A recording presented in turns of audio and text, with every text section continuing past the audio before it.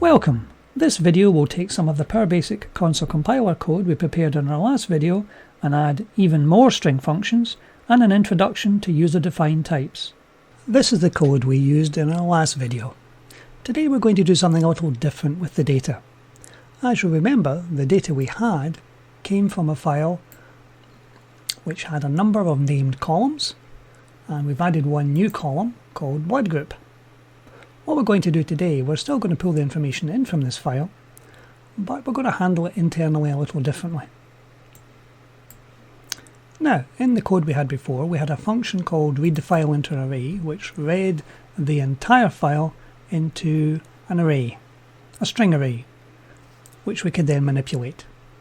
What we did next is we sorted that array into ascending order. And finally, we dumped the array out to file. What we're going to do today, we're going to take this bit out where we dumped the array, and we're going to comment out that entire section so it doesn't actually dump the array out. And the code we're going to put in new will be in here. Now if we look at the raw text file, we'll see there are 1, 2, 3, 4, 5, 6 columns, and we want to do something with these columns. What we're going to do is we're going to use a user-defined type to actually set these up. Now, to create a type,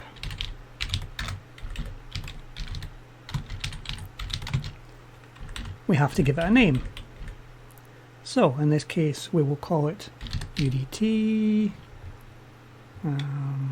Let's call it users. And inside this type, we can define the elements of the type. Now, we know that there is a first name,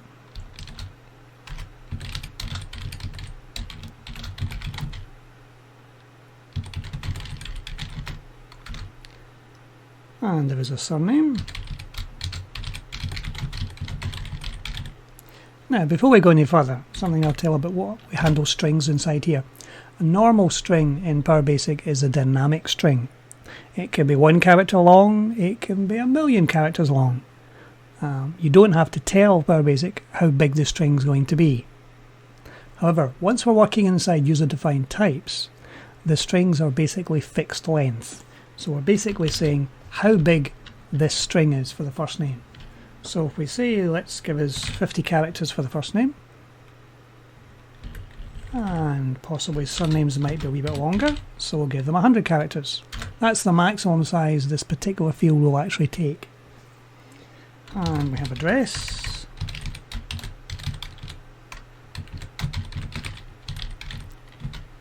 and we'll say, for example, address could be a wee bit bigger. We'll say 200 characters for the address. Telephone, again we're going to store this as a string, although they're all numbers, technically we'll store it as a string, that way leading zeros won't get dropped off. Let's say 20 characters for that one. And we have eye color, and this is a fairly short one, so we'll say 10 characters for this one. And our final new column is blood group. Now the data we have in blood group up here is this string here. Now we'll make it 50 characters, that's more than enough. So we've defined a user-defined type called UDT users. Now what we can do inside our function that's going to be referring to this UDT is we can actually declare it inside the function.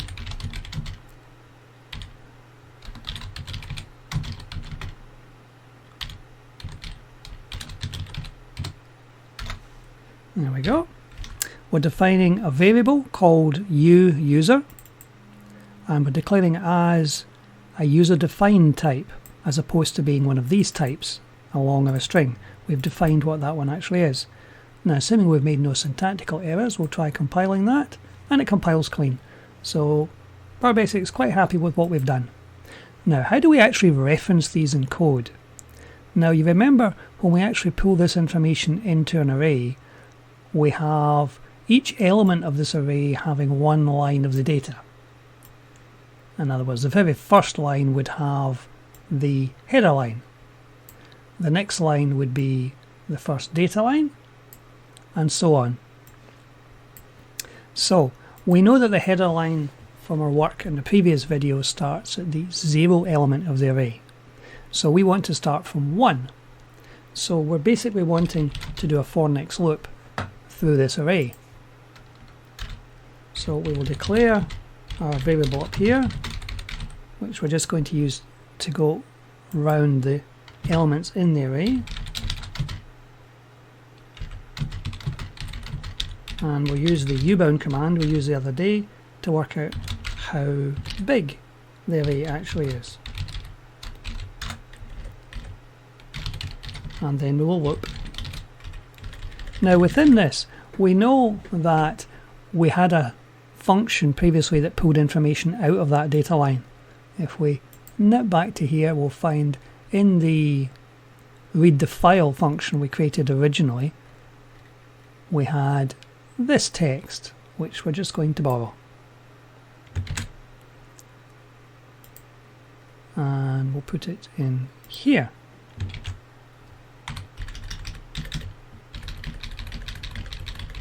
Always good to use text and code you know you've actually got to work. Now, what I'm going to do is I'm going to create this str data variable as a string, and it's going to contain the entire string line from the array we're currently looking at. For the element we're looking at, in which case is actually referenced by long R. So the first time this runs through, it will have the number 1 in it. The second time it will have the number 2, and so on. So str data will initially contain this line I've highlighted here. John Smith, 14 Any Street, Any Town, phone number, blue for eye colour, and A positive for blood group. So we want to put this into our user-defined type that we've created up here. Now I deliberately kept, I think, all of these exactly the same as that. That's fine. Now, one thing you can do is we can put a prefix in here. Now, this is a new command you haven't seen before, and what we're going to put in is that.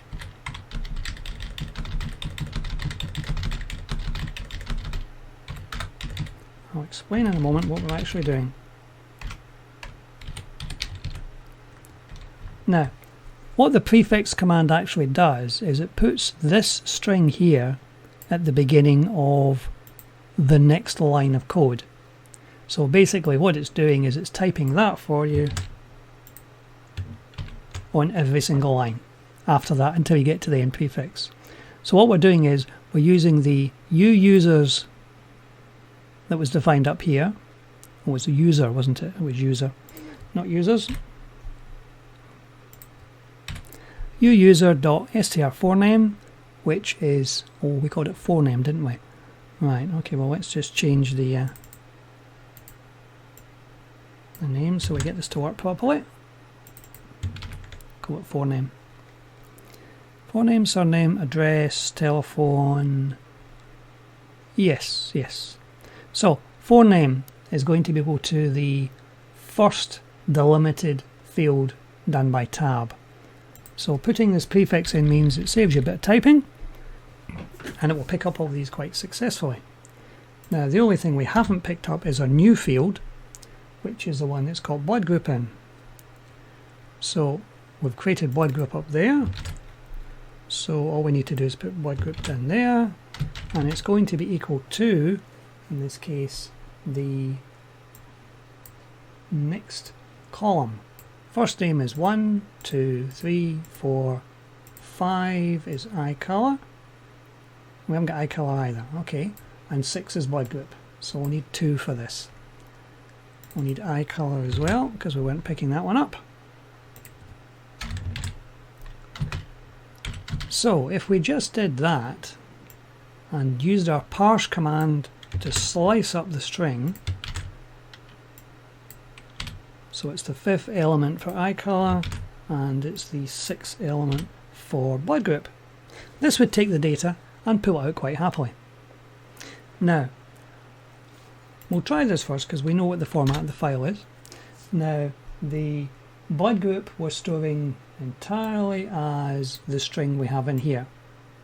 Now, we may want to store just this part of the blood group because it's the shortened version.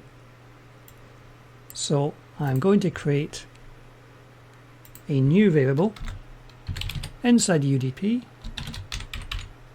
called blood group short, and we know that this one is going to be much shorter, so we'll make it 3 in size. So blood group short is going to be equal to, now the string we're after is this length. That's the string we're going to get in. str blood group is going to contain that.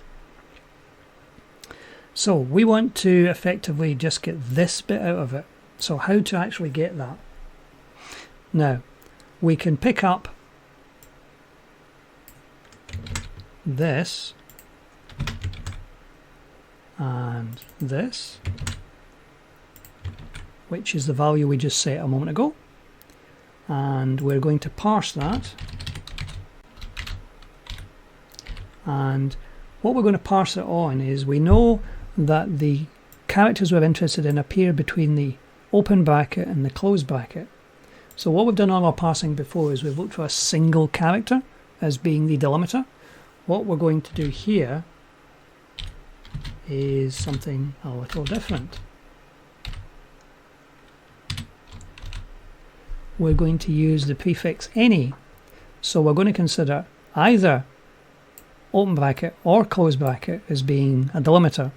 So this text here would be the first element of that. That would be the second element, and anything after this would be the third element. So it's the second we're looking for. So our str blood group short is going to pick up just the information we're after. Now, once we've got that, just to prove this is going to work, what we'll want to do is we will print out to the console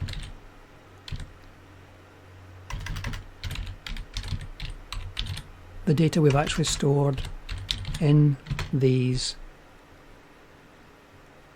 user-defined type. So we will put out our user, and we'll try the forename.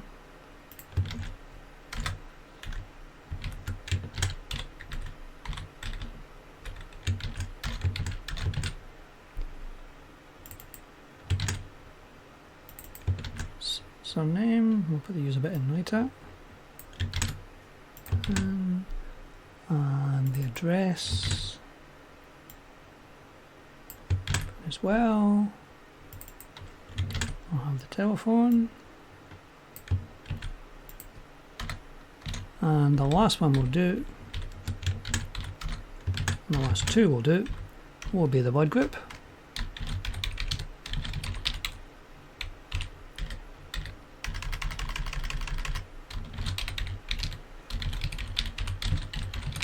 And the blood group short.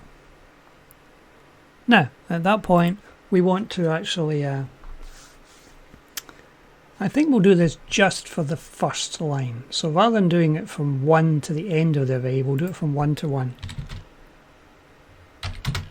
which will just give us the first one.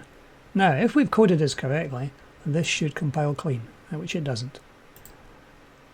Now, I think it's moaning about this. Yes, it's moaning about that. That's its problem. Because we're operating in something we've picked up before,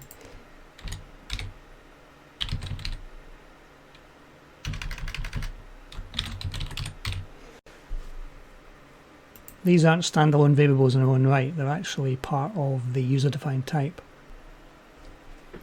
What we're missing is a missing quote at the end there. Right, okay, so we're going to step through the program for the first row of data. We're going to take the entire row from the array into this variable here, and then for each element of the user-defined type, by name we're going to pick up the section of data we're interested in and put it into here. And we're going to churn that out to the console once we're done.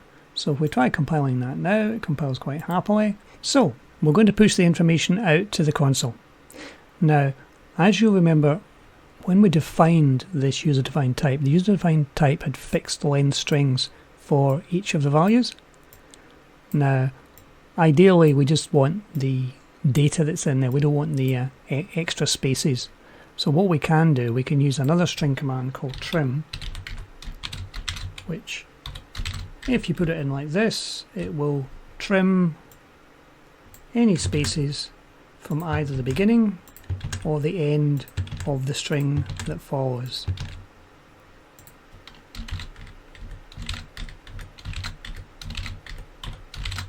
There we go. If we run that now, it will push the information out quite happily. So you can see it's put the 15 records, first name, surname, the address, the telephone number without any spaces, the full blood group, and the part within the brackets have actually been put out as well. So we've effectively chopped that information out of the middle. Now, just to prove that works for all records, we will take this out, and just so we can see it on screen, put a little sweep command in. Sweep command takes as a parameter the number of milliseconds, so we want maybe half a second between each one, just so we can slow the program down enough so we can actually watch it. And if we watch this now, there's the information being chopped out to the screen quite happily. There we go. So you can see we've actually got it for blood groups that are 3 characters, one for 2, and it's pulling the information out quite happily. So I think we have success there. Now, you may well ask, what was the point of actually putting that information into a user-defined type? Well, one of the things we can actually do is it makes the code a wee bit easier to read.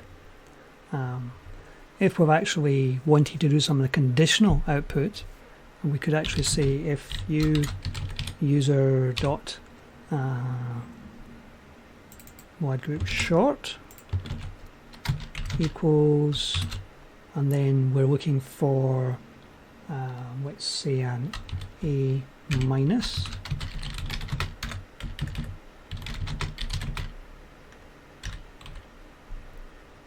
and we will trim that just to get rid of the extra spaces. So if we were doing something like we weren't interested in anybody who was A minus,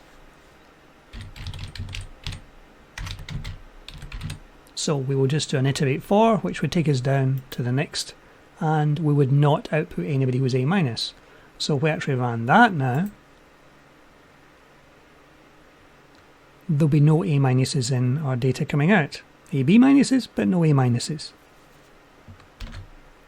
So from a readability point of view in the code, if you're reading through, then if you name your variables sensibly, then you can actually make sense of it. So that completes today's video. Thank you for watching.